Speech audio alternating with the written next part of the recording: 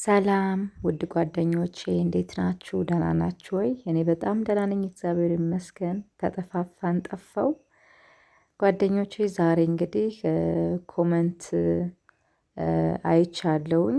የብዙዎቻችሁ አስተያየት እንጀራውን ከመጀመሪያው እስከ መጨረሻው ድረስ በምን መንገድ እንደምታዘጋጂ አሳይን ብላችሁ በጣም ብዙ ልጆች ናችሁ ኮመንት የጻፋችሁልኝ ማለት ነው። እና በቅደም ከተከተል እያንዳንዱ ነገር ለእናንተ ለማሳየት እሞክራለሁኝ። እዚህ ጋር እንግዲህ እንደምታዩት ከመጀመሪያው ጀምሮ እንግዲህ ዱቄቴን ነፋው። ከነፋው በኋላ እንግዲህ በዚህ መልኩ አብክቸዋለሁ ማለት ነው በደንብ አድርጌ። ጆግ ላይ የነበረውን ነገር የተጠቀምኩት ደግሞ እርሾውን ነው።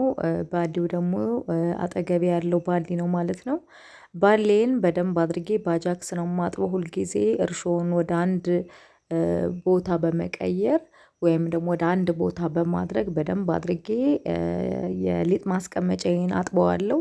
በአጃክስ በደንብ ካጠብኩ በኋላ በግራዋ ደግሞ አጥበዋለሁ ማለት ነው። ከዛ በደንብ ካጠብኩ በኋላ እንግዲህ አጠገቤ አዘጋጅቼ አስቀምጫለሁ ማለት ነው። ጓደኞቼ እንግዲህ እንደምታዩት በደንብ አድርጌ አብኩቼዋለሁ። በነገራችን ላይ ሊጥ አብዝቻለሁ ዛሬ። እንደዚህ እኔ ብዙ አልጠቀምም። ለእናንተ ለማሳየት ስል ነው እንጂ እኔ የምጠቀመው በዚህ በእንትኔ ነው፣ በምንድነው በሊጥ ማቡኪያዬ ነው። ትሪ ላይ ነፋለሁ፣ ወደ እሱ አስገብቼ ነበረ የምነፈው። ዛሬ ግን ለእናንተ ለማሳየት ስል መጠኑን እንትን ማለት አልቻልኩም ማለት ነው። እና ብዙ ነው ባሌ ሲቀጠን ምን ሲል እንግዲህ ያው ባሌዋ በደንብ ነው የምትሞላው ማለት ነው ጓደኞቼ። ሁሉንም ነገር ለእናንተ ለማሳየት ሞክራለሁኝ። በደንብ ለእናንተ ክሊር ይሆናል ብዬ አስባለሁኝ። እንግዲህ ጓደኞቼ አንዳንድ ኮመንትም አይቻለሁኝ እና ጤፍ ላይ ለስንዴ መጨመር ለጤንነት ጥሩ አይደለም ምናምን የሚባልም ኮመንት አይቻለሁ። አላውቅም ይሄንን እውነቱን ለመናገር ጤፍና ስንዴ ሲቀላቀል የጤና ችግሮች ያመጣሉ የሚል ሀሳቡም የለኝም። እንዲሁም ደግሞ ማንም ሰው ሲያወራም ሰምቼ ስለማላቅ እንደዚህ አይነት ኮመንት አይቻለሁ። አላውቅም ወይም ደግሞ እናውቃለን ጤፍና ስንዴ ተቀላቅሎ እንጀራ መሆን አይችልም፣ ችግሩ ይሄን ያመጣል ብላችሁ የምታውቁ ሰዎች አስረዱኝ። እናውቃለን ያላችሁ ሰዎች። ከዛ ውጭ ግን ያው ሀገራችን ላይ በዚህ መልኩ ነው እንጀራን የምናዘጋጀው፣ እንጀራ ምንበላው ማለት ነው። ጤፍ ብቻ አይደለም እኛ የምናስፈጨው እንደነገርኳችሁ እነዛን እህሎች ጨምሬ ነው ማለት ነው ጓደኞቼ። አሁን እንግዲህ ሊጤን አብኩቻለሁ። ከ3 ቀን በኋላ እንመለሳለን ማለት ነው። ውድ ጓደኞቼ ከ3 ቀን በኋላ ተመልሰናልኝ። ሊጤ ቦክቷልኝ ማለት ነው። አሁን ደግሞ አብሲት አጣጣሊ ነው ለእናንተ ለማሳየት የምሞክረው። ያው ለእናንተ ለማሳየት በደንብ እንድታዩት እያደረኩኝ ነው። በደንብ ይታያችኋል ብዬ አስባለሁ ማለት ነው ጓደኞቼ። እንደምታዩት እንግዲህ አብሲቴን አስገብቻለሁ፣ አድርጌበታለሁ ማለት ነው። ይህንን አሁን በደንብ አድርጌ አንተከትከዋለሁ ማለት ነው። ይህ ከተንተከተከ በኋላ ነው እንግዲህ ወደ ሊጡ ተጨምሮ ምናምን ያው በደንብ ሲበርድ ነው የሚጋገረው ማለት ነው። አሁን እንግዲህ እንደምታዩት የፈላ ውሃ ላይ የቀዘቀዘውን ሊጥ ባደረኩ ሰዓት ውሃውም የመብረድ ባህሪ ስላለው ትንሽ ጊዜ ያስፈልጋል ማለት ነው ጓደኞቼ። ስለዚህ ክድ እናደርገውና ከዛ በኋላ በደንብ ሆኖ እስከሚንተከተክ እጠብቀዋለሁ ማለት ነው ጓደኞቼ። እንግዲህ ለእናንተ ለማሳየት እየሞከርኩ ነው ያለው። እንደምታዩት ጓደኞቼ በደንብ ሆኖ አብሲቱ ተንተክትኮልኛልኝ፣ ቆንጆ ሆኖ በስሏልኝ። አሁን ወደ ሊጡ አስገባለሁ። እጄን አስገብቼ በደንብ አድርጌ ማዋሃድ መቻል አለብኝ እንዳይጓጉልብኝ። ስታዩት የጓጎለ ይመስላል፣ ግን በእጄ በደንብ አድርጌ ሳገላብጠው አይጓጉልም፣ ቆንጆ ነው የሚሆነው። እንግዲህ ጓደኞቼ አብሲቴን ከጣልኩ በኋላ እንጀራ መጋገር ጀምሬያለሁኝ። ቢያንስ ሙሉ ቀን ቢቆይም በጣም ቆንጆ ነው የሚሆነው።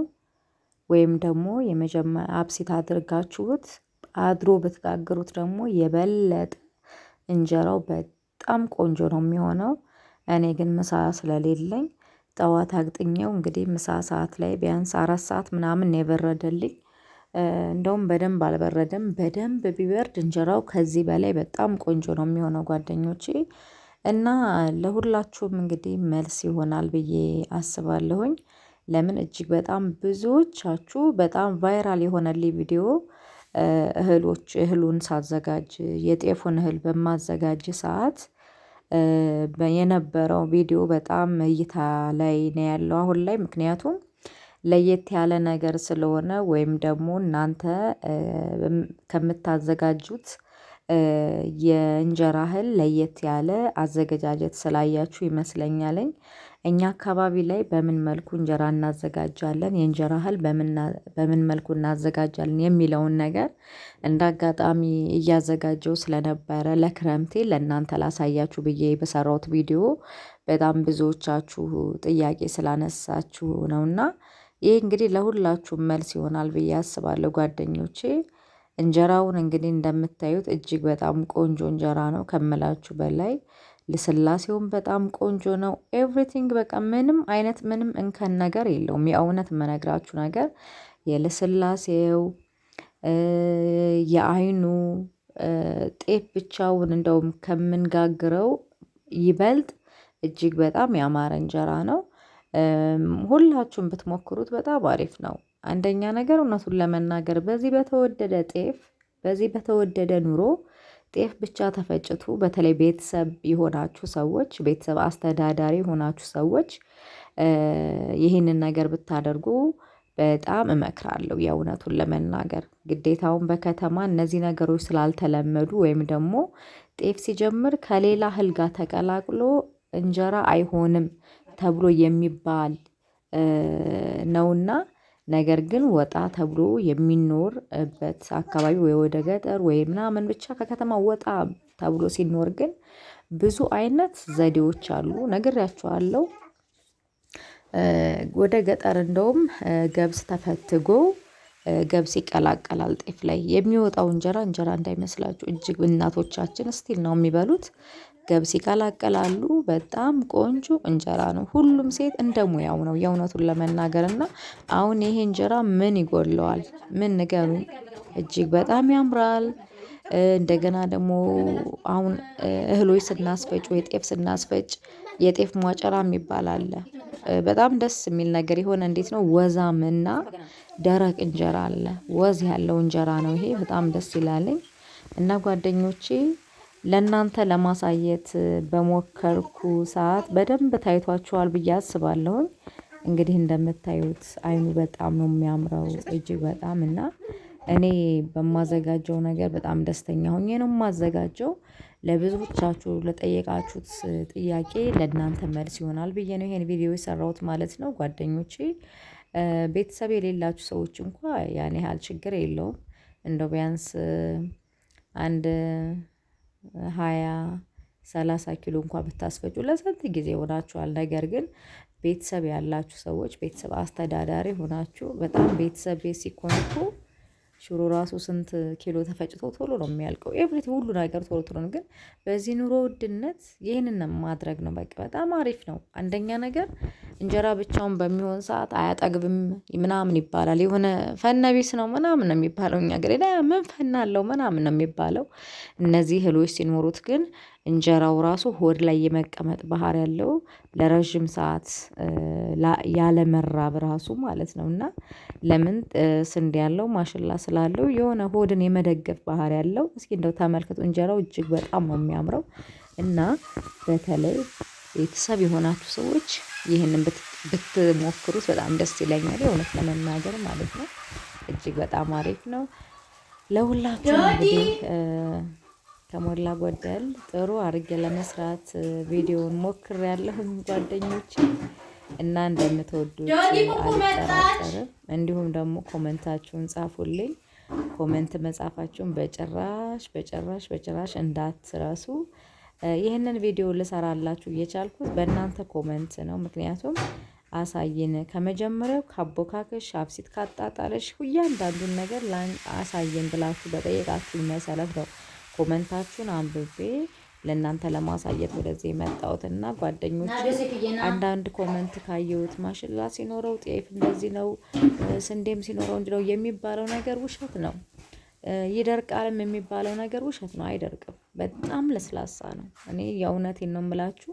እንጀራ ስጠቀም እስከ 4 ቀን ነው። እስከ 4 ቀን ድረስ ለእንጀራዬ ለስላሳ ነው። ደረቅ አይደለም። በጣም ቆንጆ ነው። ስለዚህ ሁላችሁም ብትሞክሩት በጣም ደስ ይለኛል። ምክንያቱም አሪፍ ነው። በዚህ መንገድ መሞከር ለየት እያደረጉ ለየት ያለ ነገር መሞከር ደስ ይላል። ጓደኞቼ ቪዲዮን እያያችሁ እንግዲህ ኮመንት እንደምትሰጡኝ አልጠራጠርም ማለት ነው። የኔ ውድ ጓደኞች ሁላችሁንም እንግዲህ ሰላምታዬ በያላችሁበት ይሁን ይድረሳችሁ ማለት ፈልጋለሁኝ። ሰሞኑን ጠፍቻለሁ ታውቃላችሁ። ግን አንዳንዴ ሶሻል ሚዲያ በጣም ይሰለቸኛል። የእውነቱን ለመናገር ስልችት ይለኛልና ከሶሻል ሚዲያ ለምርቅበት ጊዜ አለ። ለምን የሚያስጠላኝ የሚደብረኝ ታይም በሚኖር ሰዓት ሶሻል ሚዲያ አልገባም ማለት ነው። ጓደኞች አሁን እንግዲህ ከሳምንት በላይ ሆነኝ ገብቼ አላቅም። ላይቭም እናንተ ጋር ቪዲዮም ሰርቼላችሁ ለእናንተ ሼር አላደረኩም። ነገር ግን ቪዲዮዎችን እያያችሁልኝ ነው፣ አመሰግናለሁ። በተለይ ደግሞ ይሄ የጤፍ ይሄ የእንጀራ እህሉን ያዘጋጀሁት ቪዲዮ በጣም ቫይራል እየሆነ ነው። በጣም ደስ ይላለኝ።